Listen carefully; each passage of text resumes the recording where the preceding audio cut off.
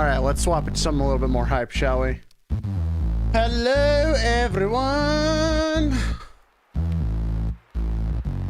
Welcome on in, Empress, Val Creative, Elaine,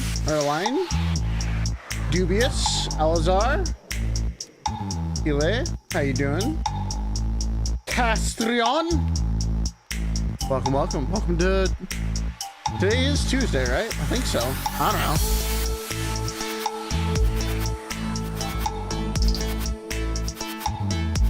Time for some cat rave. This is still such a banger. This is probably like the single best piece of music we've ever had made. Like seriously, it's just that good.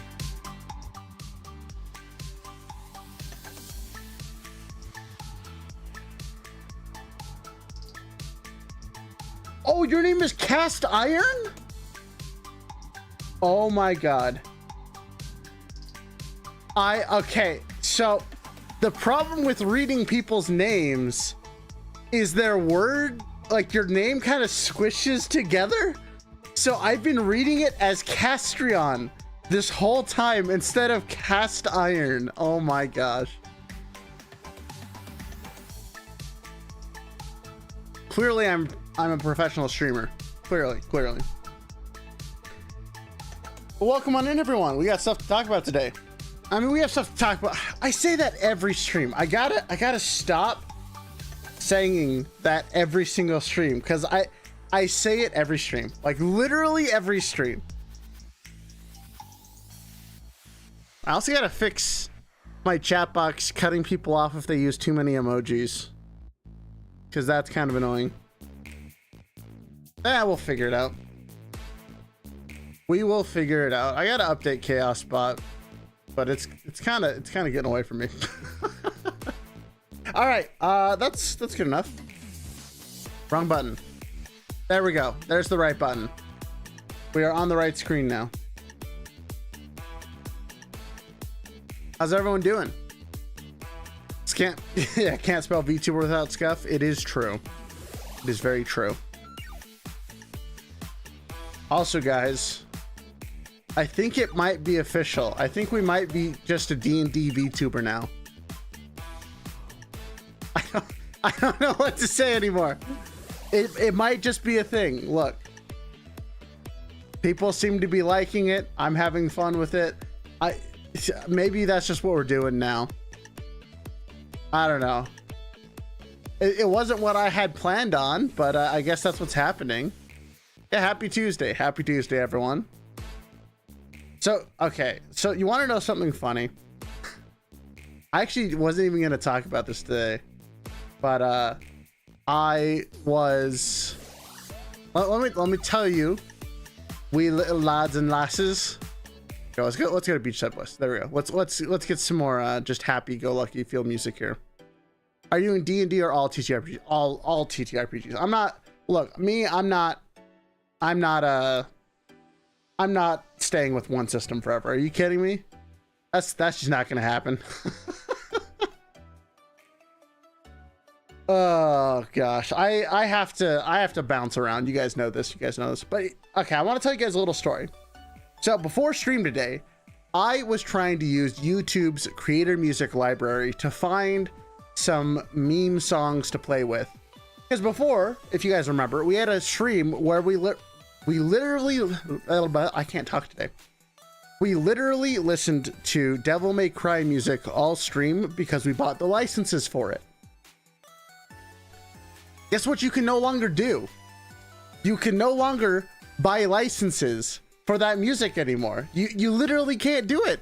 I'm so sad.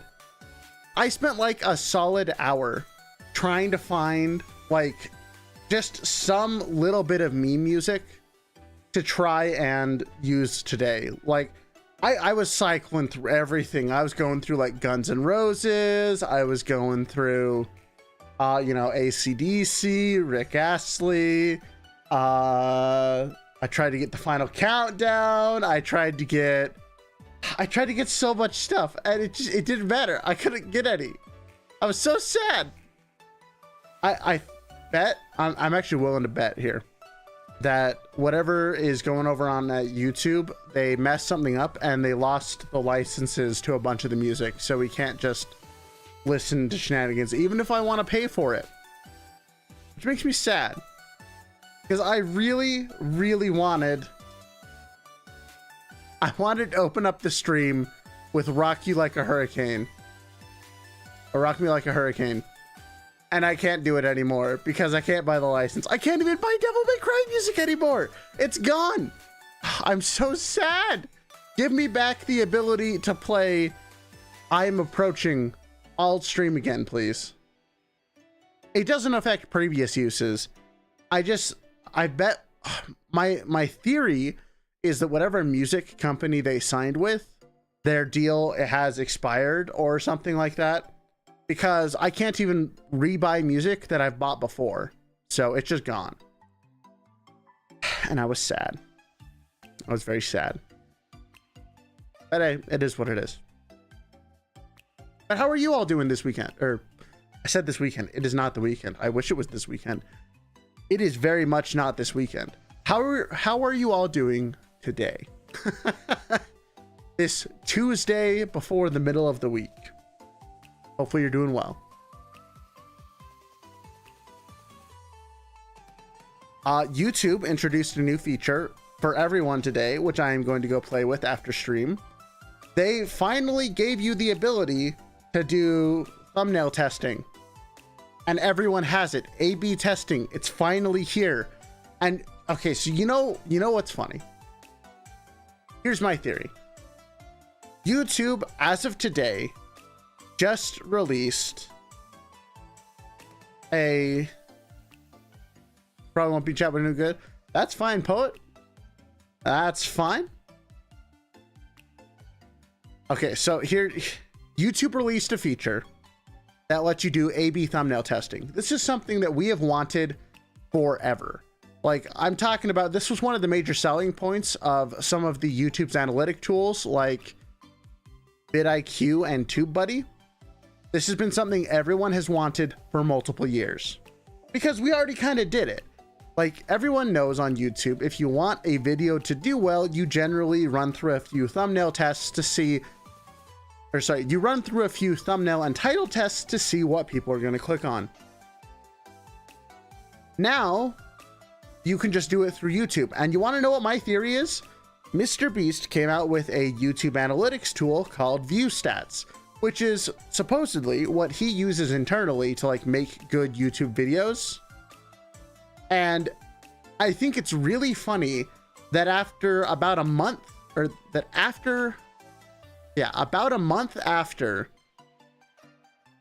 he announces this tool coming out, YouTube finally announces one of its biggest features that everyone has wanted. I just think it's really funny. I feel like that Mr. Beast probably put a lot of pressure onto YouTube by releasing his own tool. You know, the guy who has single-handedly claimed the #1 spot on YouTube. So he definitely knows how they work, right? I just think that's really funny. Did you miss tonight's technical issues? There haven't actually been too many technical issues yet tonight. I'm sure there will be some as time goes on. But yeah, Mr. Beast, I have a feeling, put a little bit of pressure onto YouTube to get new features to come out, which honestly I'm okay with. You know, if he keeps doing it and we keep on getting cool new stuff to play with, I'm totally fine with this. Oh, I have another weird YouTube story. Okay, this one's especially weird, right? So we're just taking a drink. Hey, what's up, J-Dog? How you doing? Oh, no, we have our first technical issue. It's not showing. The Shorts live chat isn't showing up.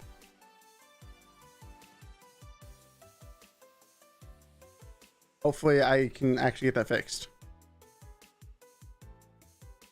Downside of probably not caring much for thumbnails is not even noticing YouTube released it. Well, it was released today. So, like, it was just barely released. I don't blame anyone for not seeing it. But here's my other YouTube story for the day, because this one is really weird And I actually tried to contact YouTube to get them to fix this, and they had no idea what was going on. They actually requested that I take a video of what was happening because they didn't understand what was going on. So here's the context. Here's the context.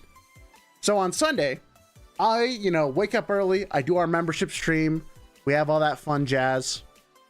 And then I go so I wake up on, I'm having trouble talking today. So I wake up on Sunday. I go try and watch some YouTube. I can watch videos just fine. But as soon as I click on a stream, I can't watch them. I can see the chat moving. I can see people liking the video. Hell, I can even see like super chats and donations, but I can't see the stream. So I'm like, huh, that's kind of weird.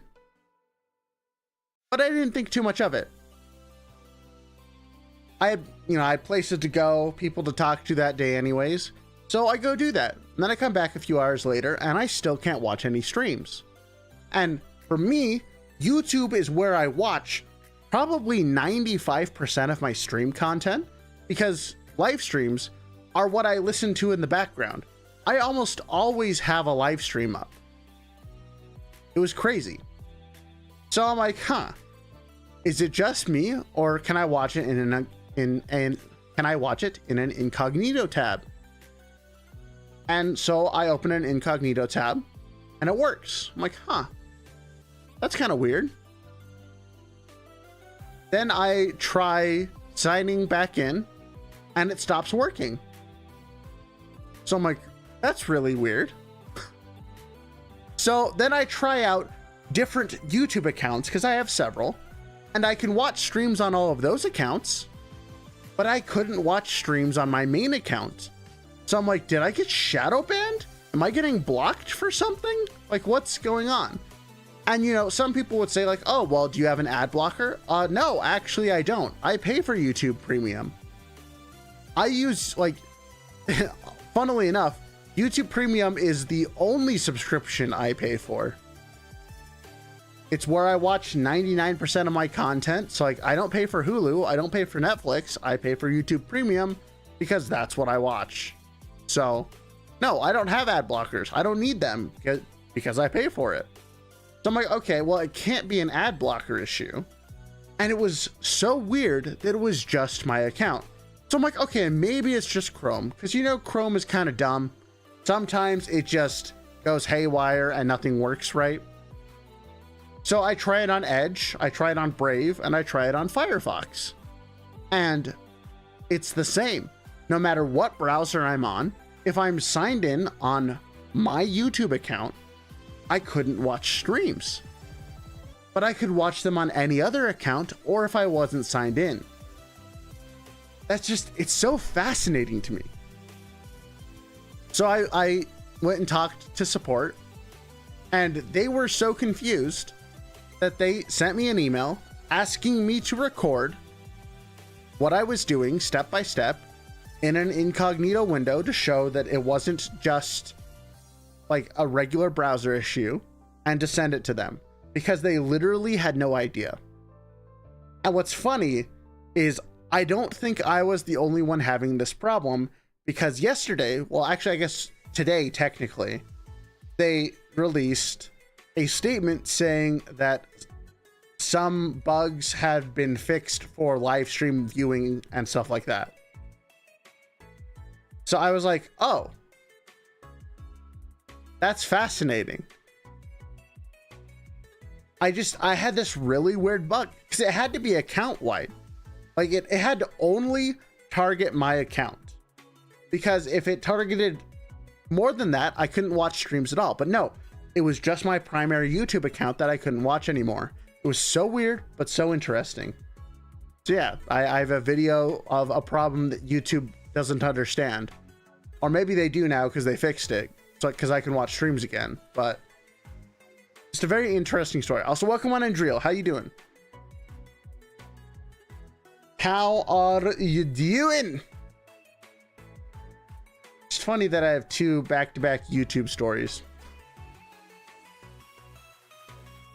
But anyways, so much stuff, right, Neon? It's so I don't understand YouTube sometimes.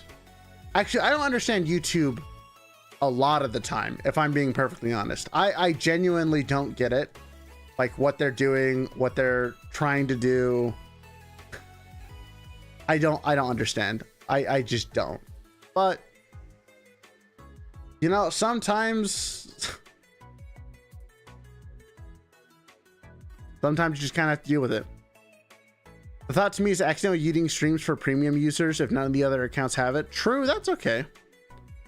A few seconds ago, I couldn't use your live chat, so I had to reset my device.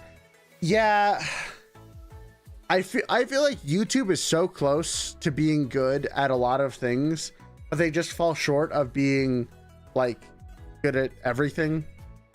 You know, it's a little rough sometimes. It's a little rough. Sweating like a turkey since my AC is broken at the moment. Oh, rip. I had to deal with that all last summer. That's actually why I own a personal AC unit, like one of the one room AC stuff, because I needed it to be able to function last summer because my landlord didn't fix my AC. And so, and I live on a 3rd floor, and for anyone who's lived on a higher floor during summer, you know how terrible it is. But it was constantly around 90 degrees in my apartment. And for me, I don't really care. I can deal with it. I can live with fans. But like, that's way too hot for my cats, you know? That's too hot for them. They were super uncomfortable. So early on, I decided to buy a single room AC unit. You know, like one of the ones where you stick in like the window, right? And it just cools the one room. So I put that in my office and made sure that I had it on so that the cats could just always have a nice room to, you know, not be dying in the heat from. And you know what's actually funny is it's cheaper to run this thing than it is my actual AC. So my AC now, I only have it run if it gets to like 85 degrees. Because otherwise, I can just keep the small one running that's right next to me. And because I'm mostly in one room, because when I sleep at night, I can just open the window and it's fine. So I have it run in just this one room, and my cats are always chilling in here because they want to be cool, which is fine. You know, they've got beds and stuff in here, so it's not like they're uncomfortable. So yeah, I kind of just keep this running in my one room. That's all I need, you know? Just fascinating. Did you manage to roll the nat 20 to get free cards? Free cards for what, 02? What in particular? What free cards are we talking about? Anything below 80 is cold. Everything above 85 is heaven for me. Yeah, that's... Anything above 70 is hot for me. I like cold weather, but that's probably due to where I grew up. I loathe hot weather. I would so much rather be cold than hot. Because cold, you can at least... Oh, hello. Hello, chair. How you doing? Because cold weather, you can at least always put more stuff on to a point. But in summer, like, you can only take so much off. Rayless moving to Canada? Nah. That's not gonna happen. Hey, what's up, Squiddy Kids? How you doing?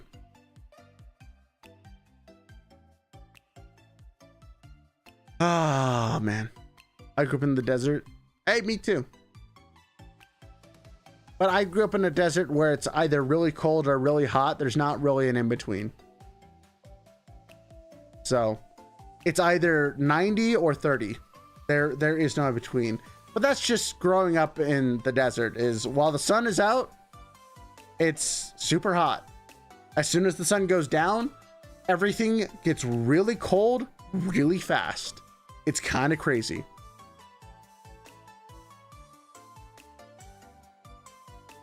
Oh, she pushed stuff? I don't know, maybe. I don't know when I'm getting cards and stuff. 02. I hope I'll talk to them when it gets closer to the release time. I know that they are working on getting the tabletop version of the game updated. So I hope that happens. I would love to run like a release tournament. I think that would be a lot of fun. Like, I just think that would be a ton of fun. But that's probably not going to happen for several months. I hope that because I'm one of their, partners now, I do hope that there might be some consideration for me to get a box, or my boxes, like, in the first wave. I'm going to try and twist their arm and convince them of that. Because that way, like, imagine launch day of Oshi Push, like, the first day that you can buy it, right? Because I want to do, like, all 6 box opening. Do you have an Oshi mark? I've never actually picked an Oshi mark. Ever, actually. If I did, it would probably be a book. I'm curious. What? Are there any good book emotes? I wish that you could, like, upload your own. Mine would probably be, like, the blue book. That's probably what it would be.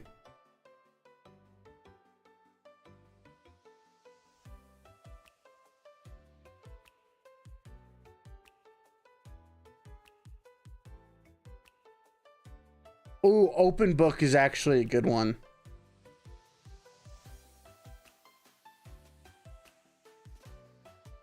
Either the open book or the blue book is what I would personally pick. But also with that, guys, we might be going back to Lorecat for a while. Not like hard pivot again, but not next to VTubers. We're kind of in our TTRPG arc. And I've realized that there's a lot of fun lore shenanigans I can do with role-playing games that I enjoy, as well as creating stuff for that genre. So we might be going back to that. The Lorecat might return, just not about VTuber lore. That's well and truly dead. That's probably not happening again, if I'm going to be totally real. You know who loves lore? Rosie. Like Disp Rosie or someone else?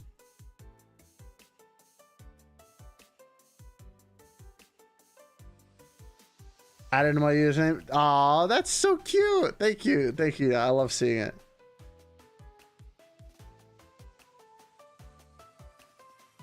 That is so cute. Thank you. It's a nice little pick me up. Feeding my ego.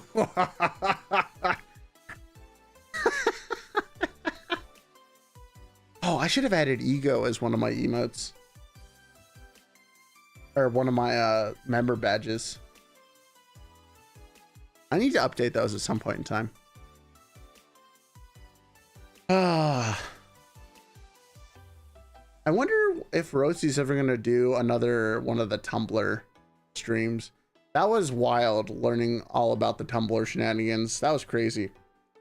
Do you think any of the home consoles will ever get a VTuber game, or will they probably remain on PC? Low key, I don't think any VTuber game is probably going to come out to consoles, at least not for a while, because VTubers they're not really a big thing. Like, in the grand scheme of media, we're not a huge deal. It's kind of like why there's not any, like, streamer games, really, like, that are about streamers that are on consoles or anything like that.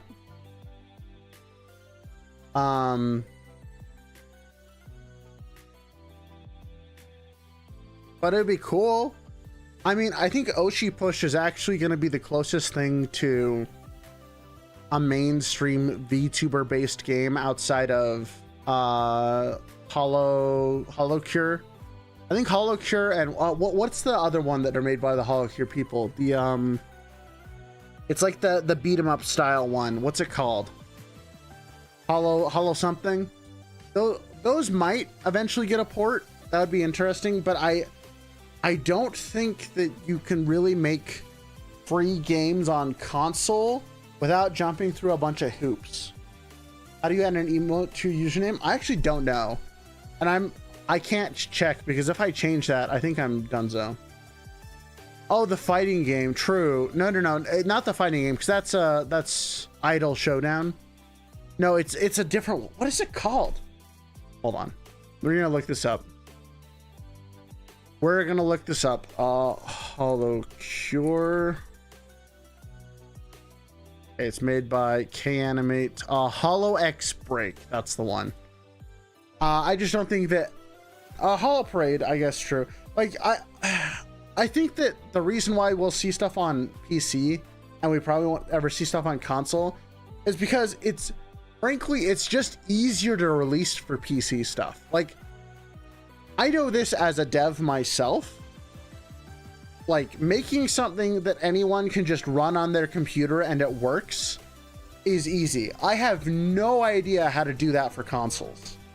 And even if I did, I'm pretty sure there'd be a lot of fees and stuff involved with me trying to learn how to do that for consoles. And I don't have anything to put on consoles anyways, you know?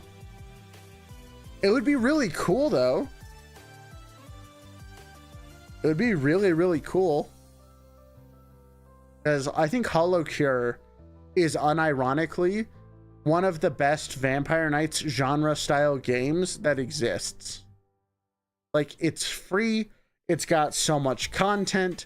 There's a lot of different ways to play the game. There's so many fun characters. The fact that it's based off of streamers is really fun. Like, I unironically would not be upset paying money for that game. So,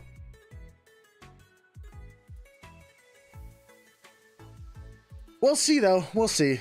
Console development is in general super expensive. Yeah, because don't you also have like don't you have to get like a dev kit to even try developing on console and stuff like that? Like, I know it's not just as easy as, haha, I have an idea, I'm gonna develop on console now. It's like, no, that probably isn't how it works. Good times, good times.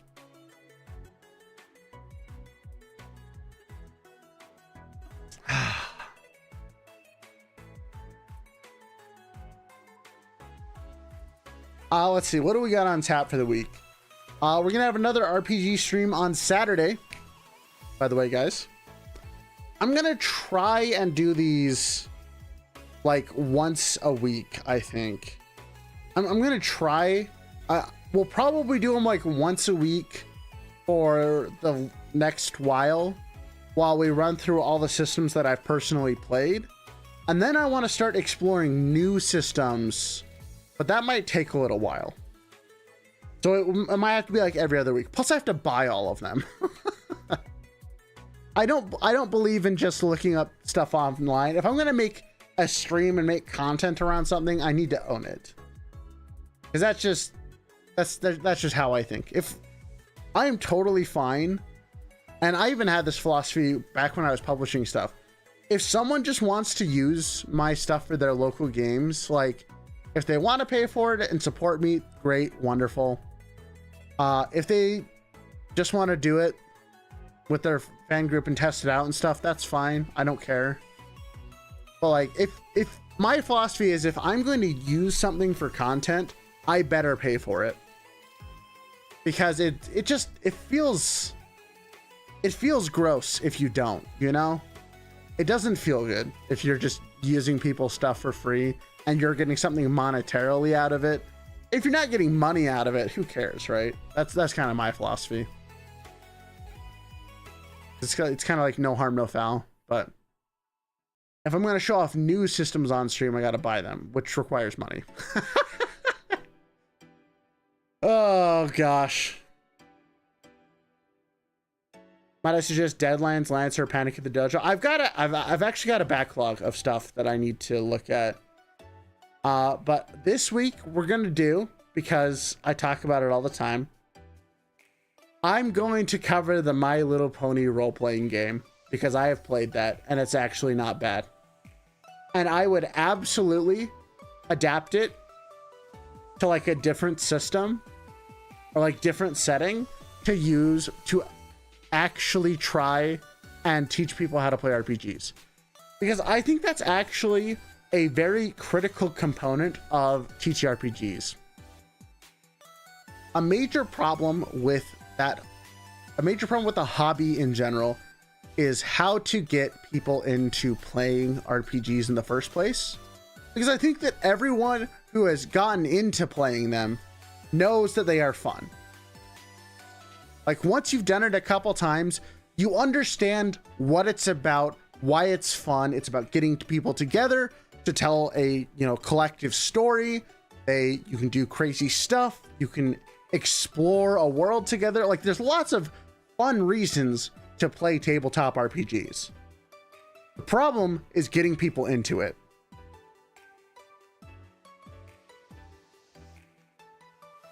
And I've never experienced this problem more than with Pathfinder or Anima, because the one thing that people don't want to do when they're playing a game is do math for the first time. Like I'm going to use the word casuals here. Most casuals don't like doing stuff to have fun. They want to just have the fun and then figure out how to learn the system and do crazy builds after they've after they've had their fun with the system. The My Little Pony game is actually perfect for teaching people how to think about RPGs, because it only has 3 stats. Skills are very arbitrary and kind of nebulous, and everything is just you roll a single dice. So like I said, it's super basic. Like let's say I'll put it in D&D terms just because that's going to be things that are what people are more used to, right? Like let's say you're a druid.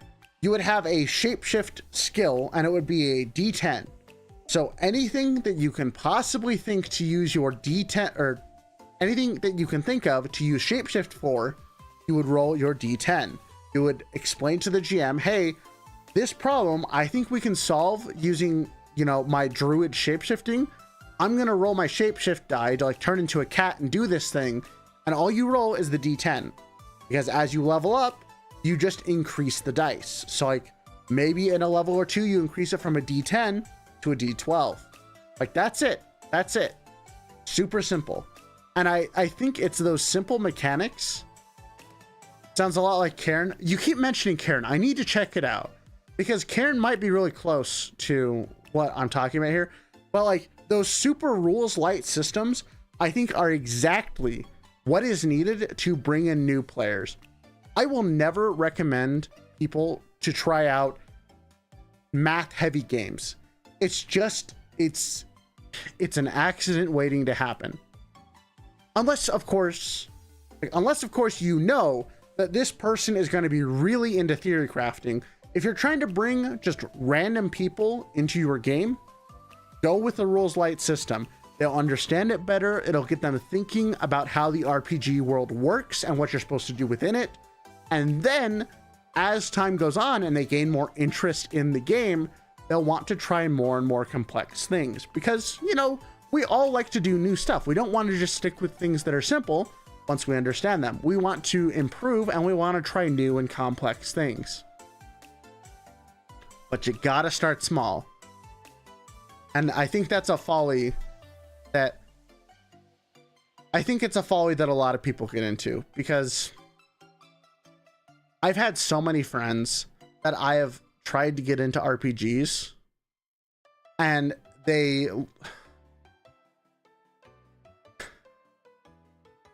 have you ever tried inviting someone into a Pathfinder game that has never played RPGs before? About 50% of the time, not even 50%, maybe 30% of the time, someone I introduced to Pathfinder First Edition stuck around. And the number one reason why they didn't stick around is because of the math. However, those same people would play D&D 5th edition because it was just that much simpler. And keep in mind, I don't think there's actually a huge difference between D&D 5e and Pathfinder, but there's just enough of a difference that people are willing to try 5th edition instead of trying Pathfinder. That's honestly, I think that is Pathfinder's ultimate failing, is not that it's not good, because it is. It's amazing. I love it. I love all the content that they came out with. I love all the different adventure paths. I love all the splat books. I love everything about it.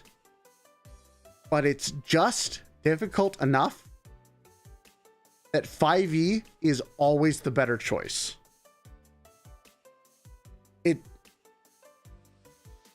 It's just, I don't know how they did it, but I think 5th edition is just enough crunch that people can see that there's more to the game than a base character build. But there's not so much more that you have to know how to build a good character to stay competent. 5th edition, I really think, is a very good. 5th edition is honestly just good. It's easy to approach. It helps bring in new players because, again, I think that it's just easy enough that anyone can give it a shot and understand what's going on. I will say, I do hope that there is a new system that comes out, though, that is just slightly easier than 5th edition. Because I still think we're in this weird area where even 5th edition as it is still a hurdle to get over. I would love to have another popular system that is more rules light that I can introduce people to that will get them ready for other systems. Like, imagine if 5th edition came out with, actually, does 5th edition have a simplified rule set? I know some systems have done that, but like, imagine there was like a super simplified system for 5th edition that was intentionally very small, very compact, very digestible. I think that would be a great intro to get people into a game. I also don't think that you should be running super custom campaigns for your first game if you're trying to get people into the hobby. That's just my 2 bits. I think that if you're trying to bring people into a game for the first time, I honestly don't think you should have a campaign go more than a couple sessions. Like, give them a full and complete story so they can get a feel for how a longer game might progress. Because at the end of, like, let's say you give them 4 sessions, right? If at the end of 4 sessions, they're not really feeling it because it's just not the game they want to play, it gives them an easy out. They don't feel like they're trapped. Because that's another problem, I think, with getting new people into RPGs, is them feeling like they're trapped now, and they just keep doing it even though they don't really want to, and it kind of erodes people's friendships or just erodes the group in general. Give them something small, give them something digestible, let them have a full and complete mini story, and if after that is done, they're like, huh, that was interesting, but I didn't really get to play my character too much. I want to try something longer. You got them. You hooked them. But make it small to begin with. Give them the easy out. Because any pressure you apply to people, especially in their first couple of weeks, they're just going to jump ship. Happens every time. Anyone who has ever tried to recruit new players to a game, you lose like 2/3 of them after the first month. Gotta give them time. Don't put pressure on them. Show them why it's fun, and then let them decide if they want to stay. Because if you try and force someone to stay, they're gonna hate it. You're gonna hate playing with them, and it's just gonna kill your group. That's my 2 bits. I don't know what 6th edition is gonna be like. It's been a little too long since I played 5th edition. I'm a little out of the loop on a lot of the stuff that is in it. So I don't really know what 6th edition could look like.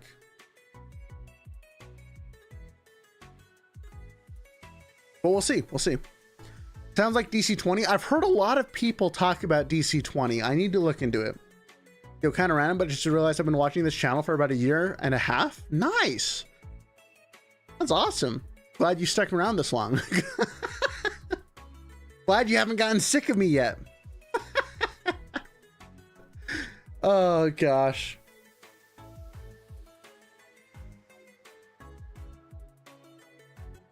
Here's another thing.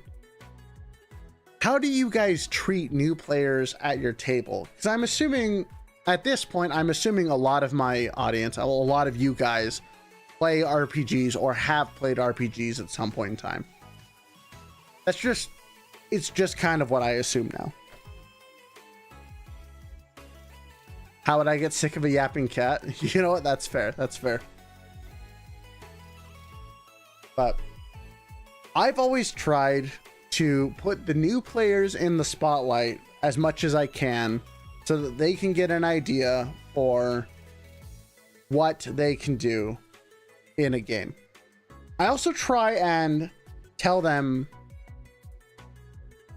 I feel like sometimes people are a little bit too dismissive of new players because, and you know, this happens even with experienced players.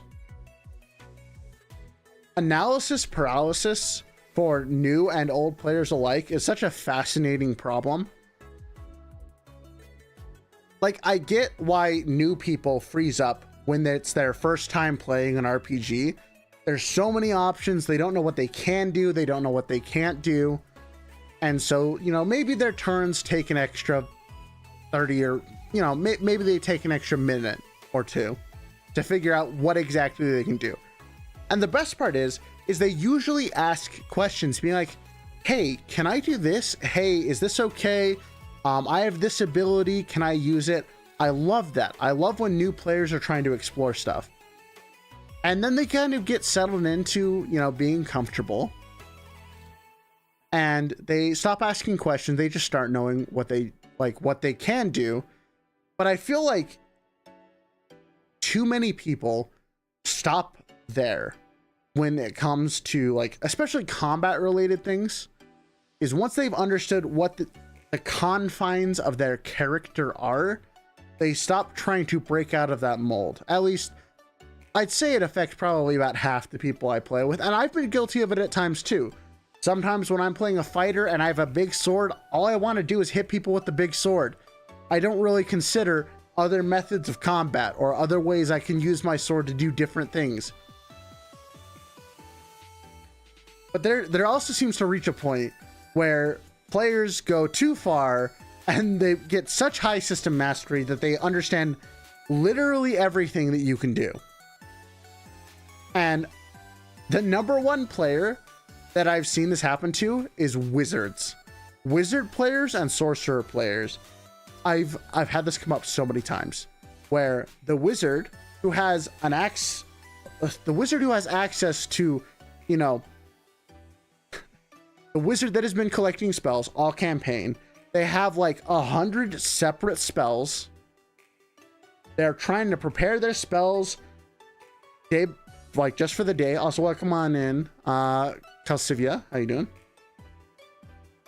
And so they have like 50 to 100 spells that they're trying to decide what they're going to use for that day. And even when it gets to their turn, they're like, oh, I've got so many options.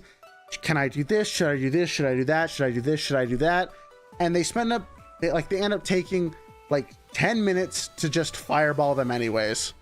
It's so funny. I see this so often with casters because it's honestly why I personally prefer playing RPGs like Pathfinder and Dungeons and Dragons specifically, either really early or really late in like the level spread.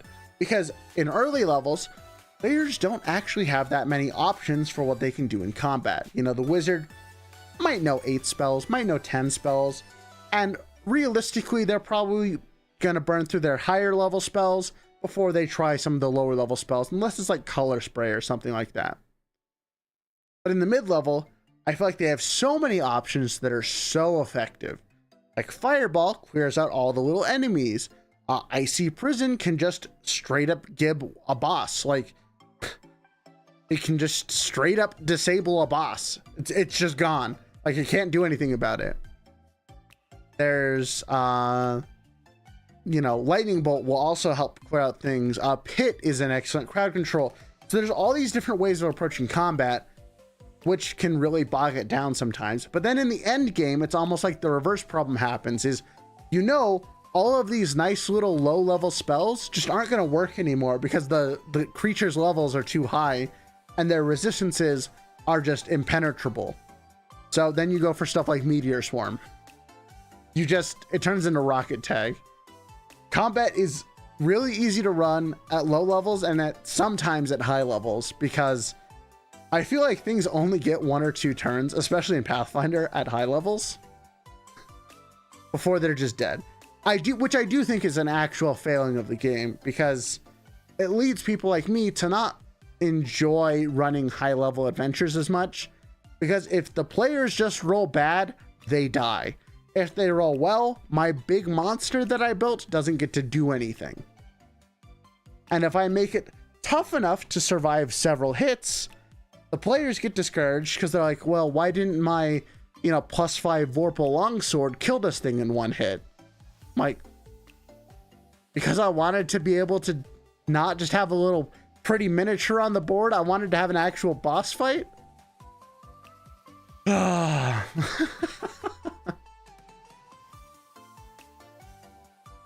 So funny.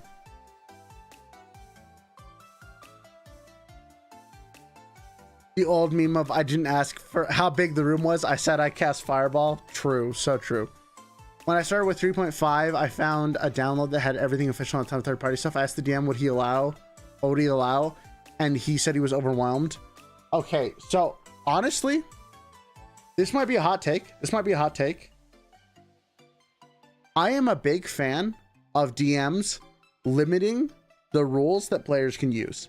I know that's kind of controversial, and I know that half the fun of the game is having so many options and being able to pick from this giant list of classes, this giant list of abilities, and all that jazz. As a DM, though, I hate it. I wish I could say I was a good enough GM to just be able to handle anything the players throw at me, but I'm not. I'm sorry. If I build a game that's supposed to be like a ghost hunter-y campaign, and you pick the paladin archetype who is specifically built to just say no to any and all ghost-related shenanigans, congratulations, you have successfully frustrated me. I am so fine. In fact, I encourage GMs, limit your players' choices, because if you know what type of game you want to play and you don't, obviously talk with your players, don't just ban things willy-nilly. But if you haven't had the opportunity to play with all these new shenanigans that all the classes can do, it's so much easier to just be like, no, we're not playing with these rules, we're playing with these ones. Do that at the beginning of the game, not in the middle of it, because it's so much less frustrating as a player to build around a rule that you know about versus finding out that it's a problem midway through the game and needing to swap. I think that GMs should be totally okay with banning content they're not cool with running. Now, I do think that they should eventually learn to run that content, but even then, I still think it's fine to just straight up be like, guys, I don't know all the new rules that just came out from this new book. We're not going to use them right now. Maybe later, after the GM has had time to read the rules and get things ready and, incorporate them into the world that they built, then they can use them. But I don't think it should be, I honestly don't think that any GM should feel bad about banning stuff that they're not comfortable with. And comfortable doesn't just mean like themes, it means actual gameplay. Because I feel like everyone's like, oh yeah, you can ban stuff at your table. Hold on, I can tell this is going to be a clip. I'm getting ready to farm this. Get ready. Stuff that the GM is not comfortable with does not just extend to game themes, it extends to gameplay. I feel like whenever this conversation happens, everyone always assumes that it's like, oh, is it going to be, are you going to have some not safe for work stuff in your campaign? Or are you going to talk about themes of death and suicide? Like, it's always based around themes.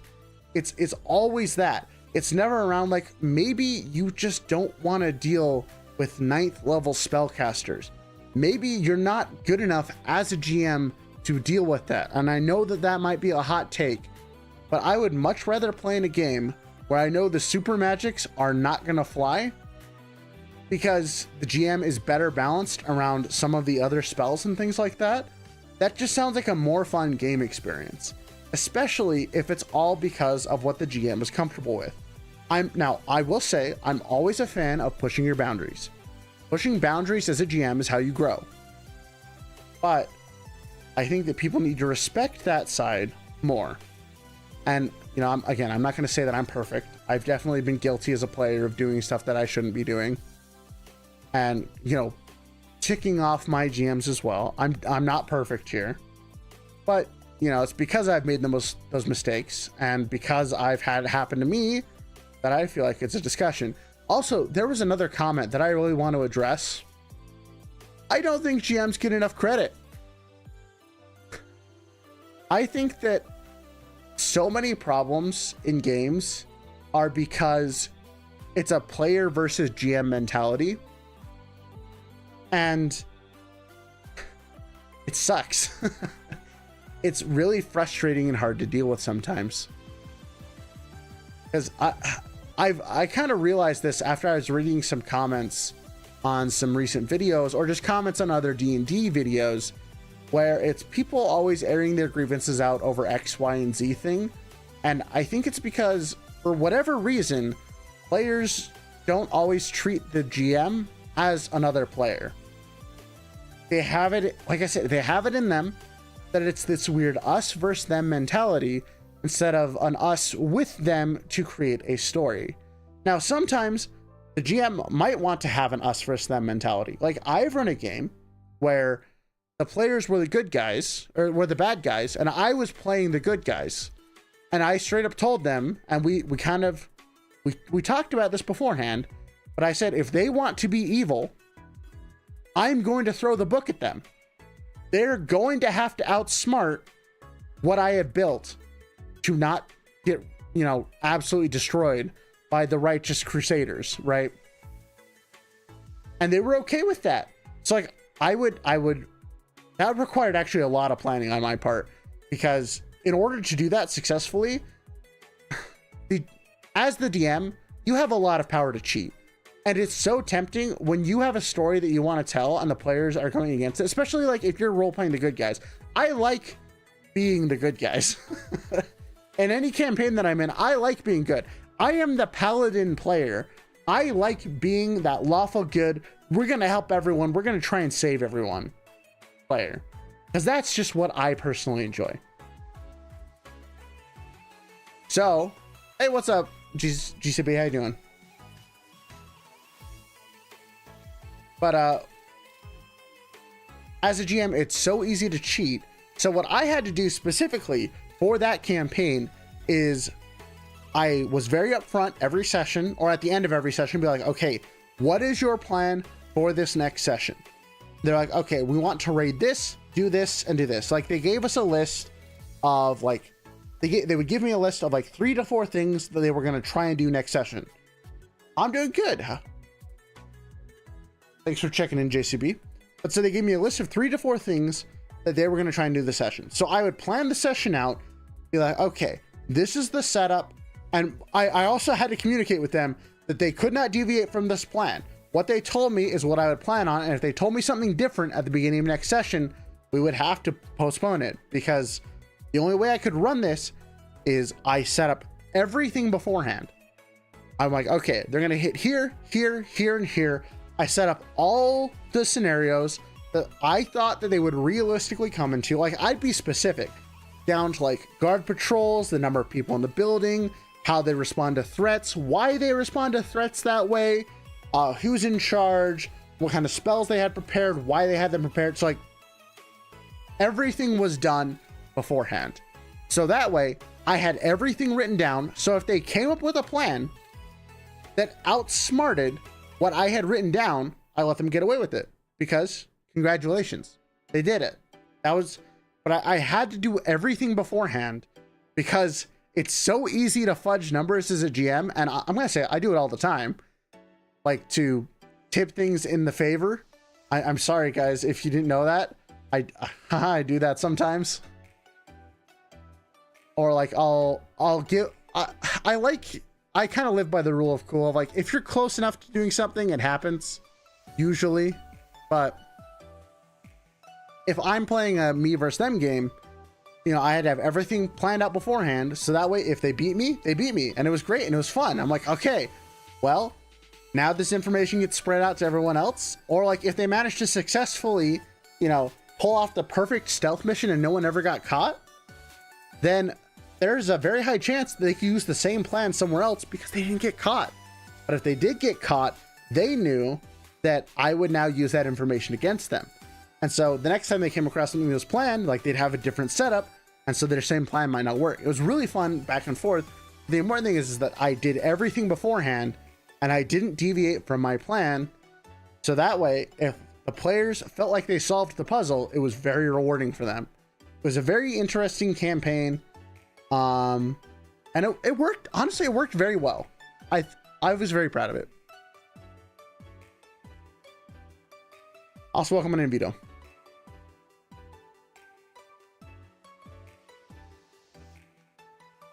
Ah, good times, good times.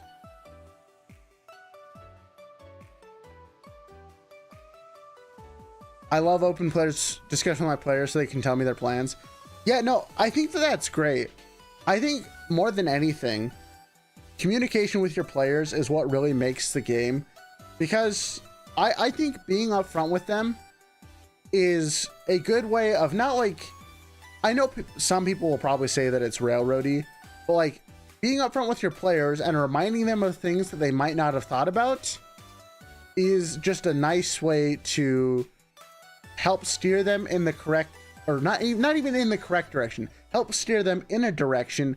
But if they really want to try a plan, knowing how dangerous it is, I let them. And you know, sometimes that's worked out. Sometimes that has worked out very well for them. Other times, well, let's just say you don't always run into a dragon that you're supposed to talk to and be like, ha, we're level 5. We're going to fight an elder red dragon. That'll be fun, right, guys? And then they get just, you know, breath weaponed and instantly die. And then they're like, huh, maybe that wasn't a good idea.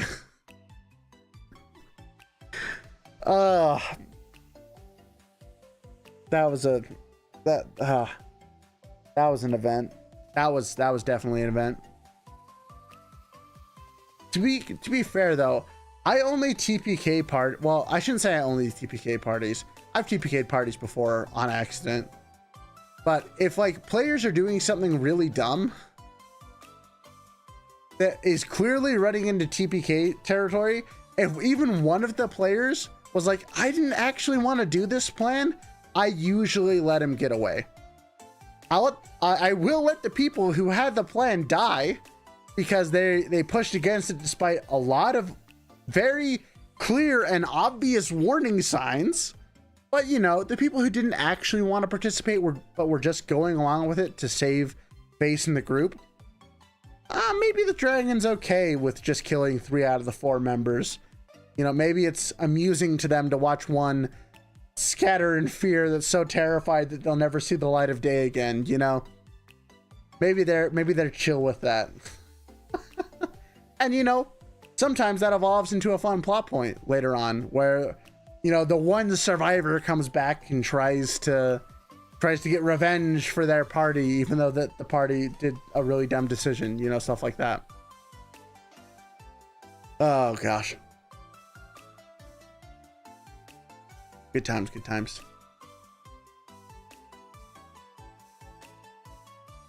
Oh, let's see, what other stuff? I feel like I've talked about a bunch of stuff today. Do I have any other? Oh yeah, we actually kind of talked about this earlier. What do you guys look for when you play an RPG?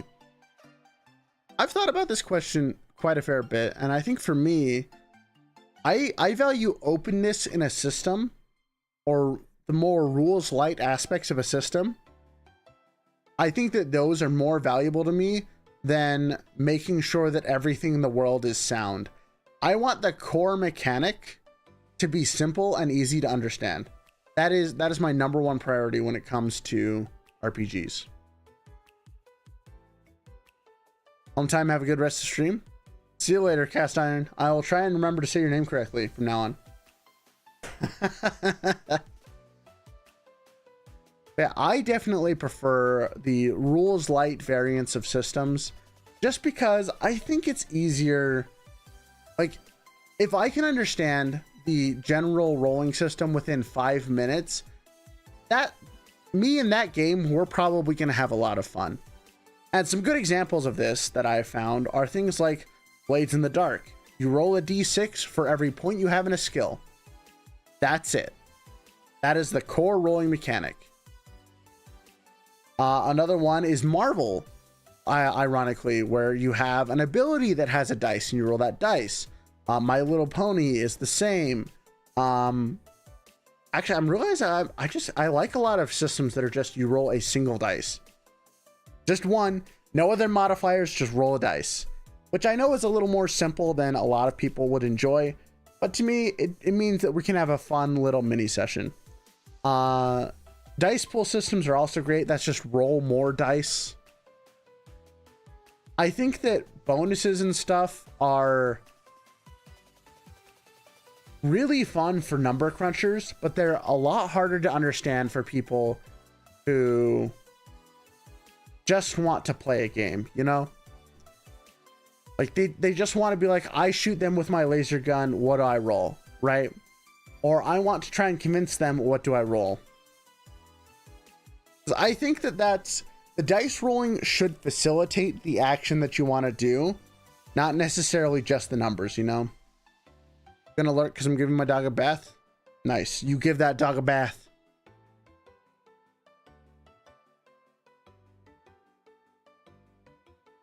It's actually something that I've been thinking about a lot as I'm maybe approaching designing my own system again. Some level of crunch, but freedom of role-playing and allow the player to flow between options. Exactly. I honestly think that you don't need to have a lot of crunch to your game to have a lot of options.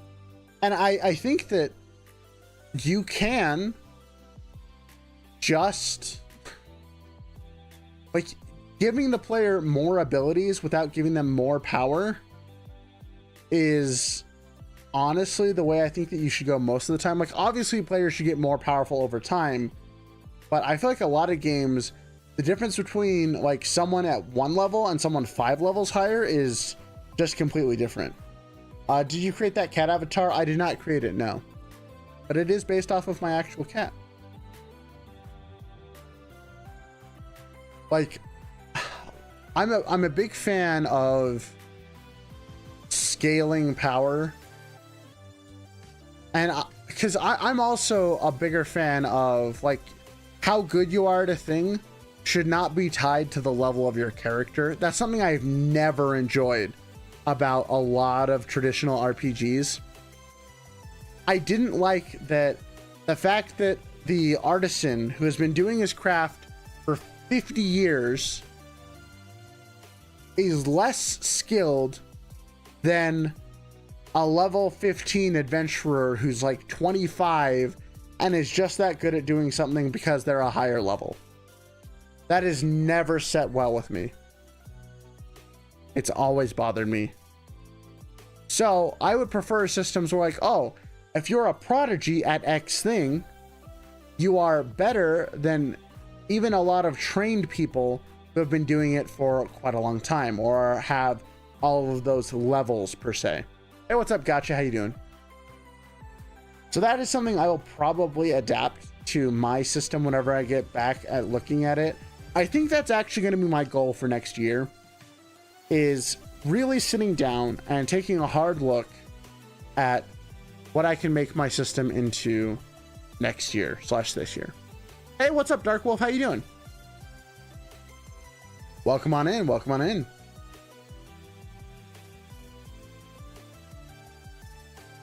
I'm doing well, gotcha. I'm doing well. Right now, we're discussing changes and stuff I would do to my own system for potentially next year.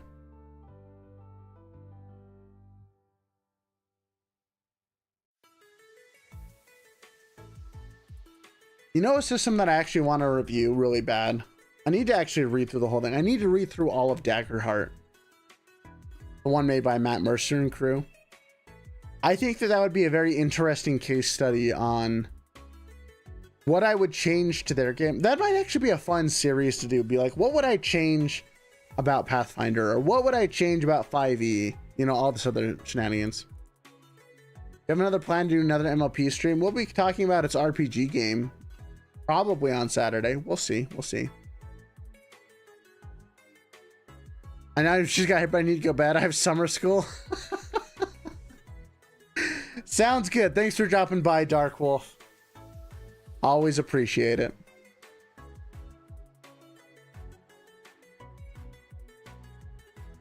We probably won't be going for too much longer. Tuesday streams are generally a little bit shorter. There are yapping streams. Though I did just have an idea for tomorrow's stream. Oh, I'm thinking. I'm cooking. I'm cooking. I'm having some thoughts. But I am a little tired. I didn't go to sleep last night very early. I've been doing so good with my sleep schedule, and then I wrecked it yesterday. I don't know what it was, but I just could not go to sleep last night. I didn't get to sleep till like 4 in the morning, and then I woke up at 8. So I got like 4 hours of sleep. I'm super tired. Doesn't feel like I'm tired, but well, okay, no, it does feel like I'm tired. It doesn't sound like I'm super tired. That's the difference. That's the difference. But I got some fun stuff to work on. I'm gonna make a final decision about Ray Leech tonight. I figured out what was bothering me. I think I figured out what was bothering me. And so hopefully members will get to see the final design on Sunday. It'll be very close to what you've already seen, but you'll be able to see the final design. Try to make up for tonight. Yeah, I will.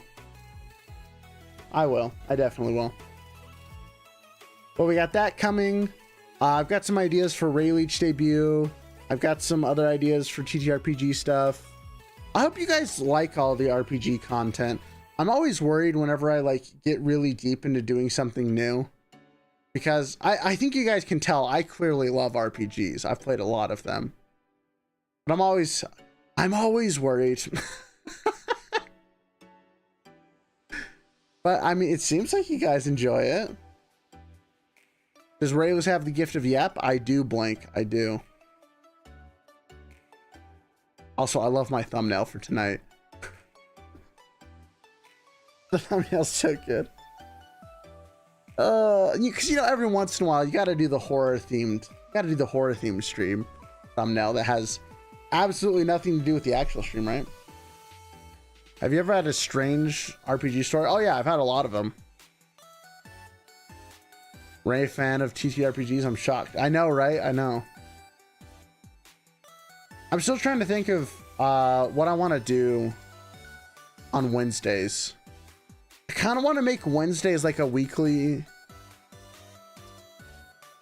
thing, kind of like because like you know Tuesdays are our yapping stream. I think we all know this by now. Tuesdays are just yapping. That's what we do on Tuesdays. We just talk about whatever. And then Sunday is usually like I have a bit more of a plan, and Wednesday I try to have a bit more of a plan, but I've been trying to think of like what specifically can I do on Wednesday, because I want to do RPG streams on Wednesdays. What's up, Jade Alec? How you doing? But I know that I'm tired after work on weekdays. That's why I'm so much more energetic on Saturday and stuff, is because it's not at the end of a long day, right? So I'm moving the RPG stuff to Saturdays just because that takes that takes a lot less, or it takes more time and energy, but I have more time and energy on the weekends because I'm not working, right? I've seen some things and done some things. True. I've done RPG things that you guys would never believe. Wahaha. It's true. It's true. Oh gosh. I'm trying to come up with a good thing for Wednesdays. We'll see though. We'll see. I have some ideas. Oh yeah.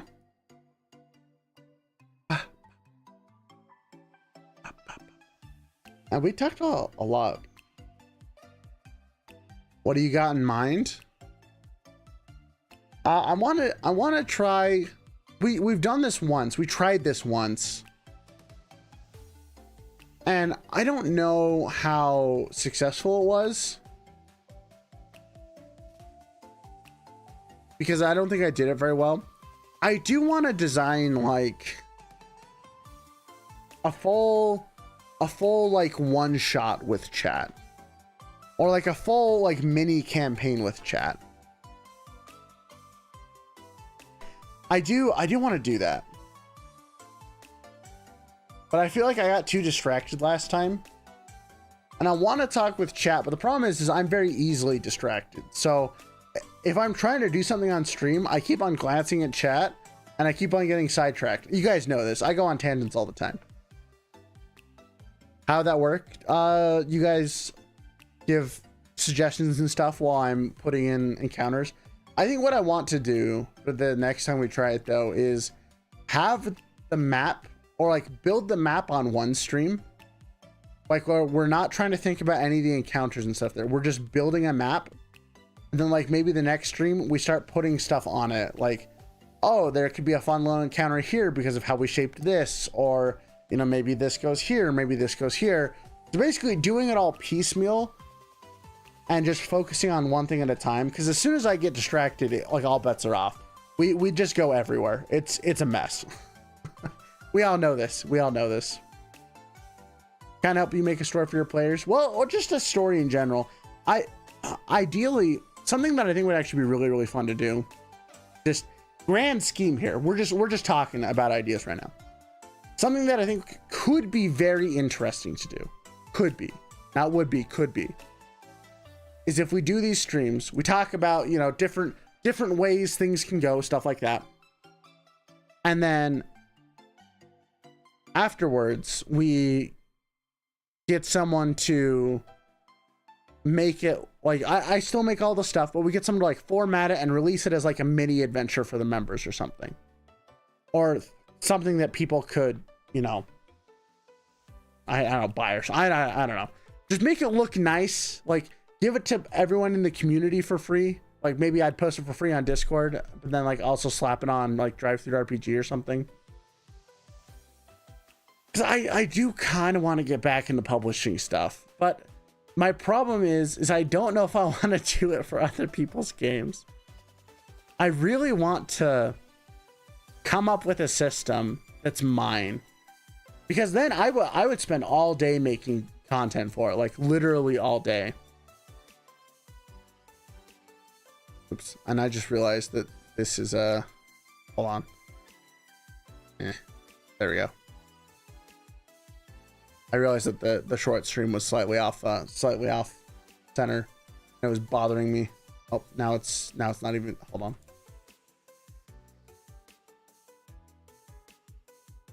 There we go.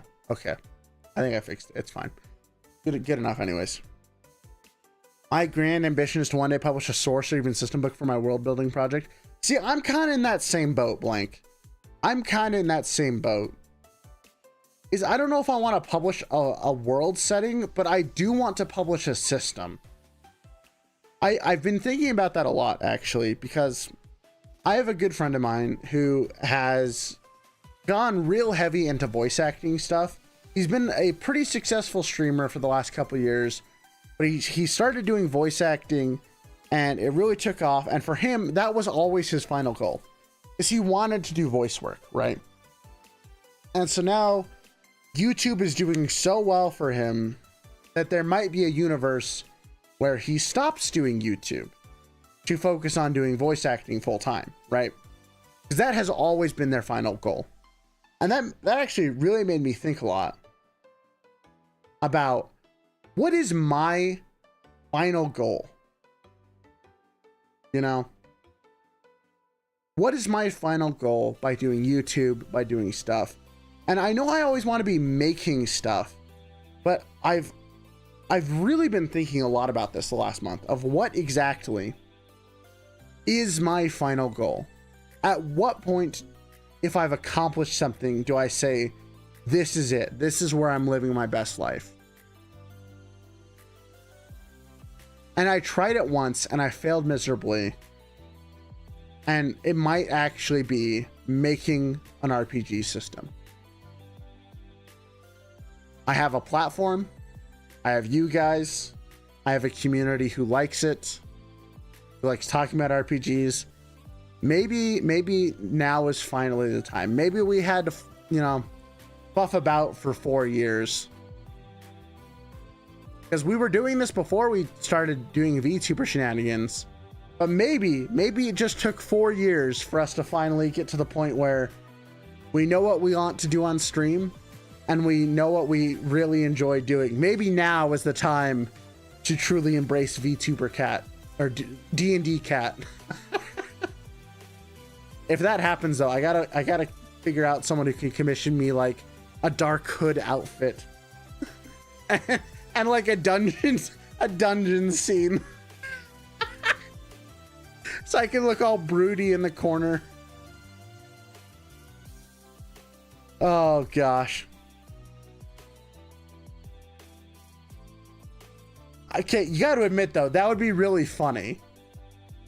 That would be really funny.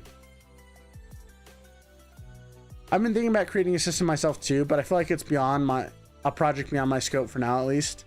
See, here's the funny thing, because I don't enjoy super intricate world building. For me, world building is a vehicle for the story I want to have told, rather than the end result. And so for me, I've built up worlds, but that's not my strength. My strength as an RPG player is 100% my analytical ability. I'm really good at balancing numbers. I'm really good at turning things that are jumbled messes into something that works and is functional, which I think you need for a system. So I would rather focus my time on building a system, because that is what will let me tell the story. That's what impacts how you tell the story, I think. So that's why I'm looking at like restarting up my RPG project. There's something to look forward to, I guess.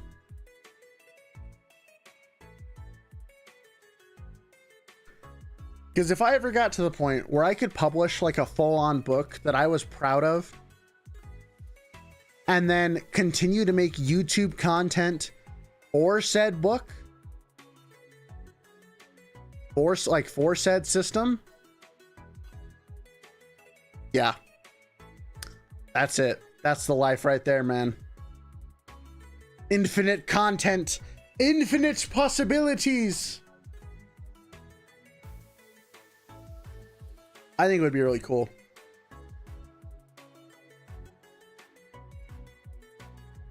I don't know, just stuff I'm thinking about. Look forward to the future, y'all. We will have some shenanigans.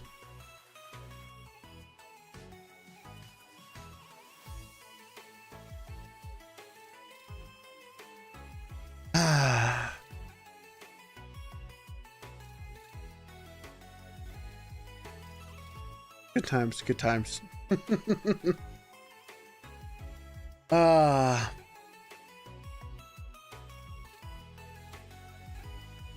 Here's a meme that popped in my head just now. DMD cat of the Connor. of the corner. What is your wisdom?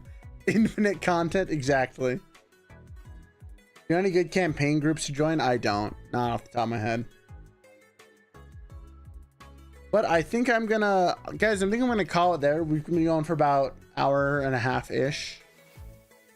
I am starting to get a little tired, unfortunately.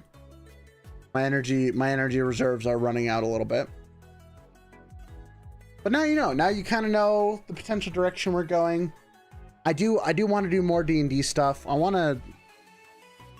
I'm passionate about it. I thought that like programming shenanigans was going to be my breakthrough this year, but then I kind of hit a brick wall with that. Not because, you know, honestly, the reason why my programming stuff has slowed down is not because I'm not having fun with it. I still know how to do all my crazy shenanigans. It's just, I don't know. I just don't know what I want to do. You should, if you become D&D cat, you should join forces with Brett, aka D&D Raccoon. Who's D&D Raccoon? I've never seen them.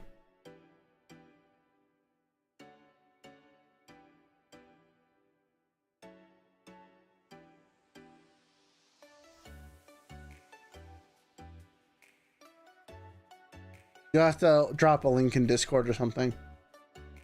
But yeah, I think we're gonna call it there. Let me see who else is streaming. Who else is streaming? Wait, can I not redirect? Excuse me? Hello?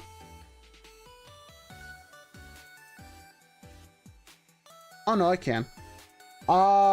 You guys should join the Discord if you haven't. We have fun. Actually, wait, which stream is Stream Elements in today? Oh, it's in that one. Okay. If you guys are still here, join the Discord.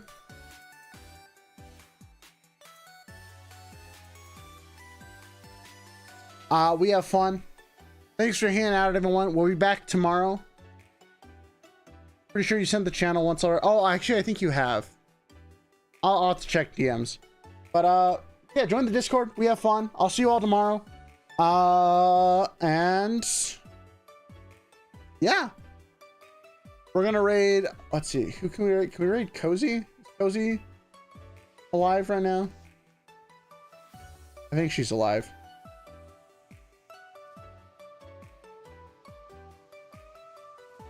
She's not. Oh, okay. I guess we'll raid Mia. Go say hi to Mia. She's playing Wuthering Waves. But I'll see you all later. Hope you guys all have a wonderful, wonderful weekend. And oh my God.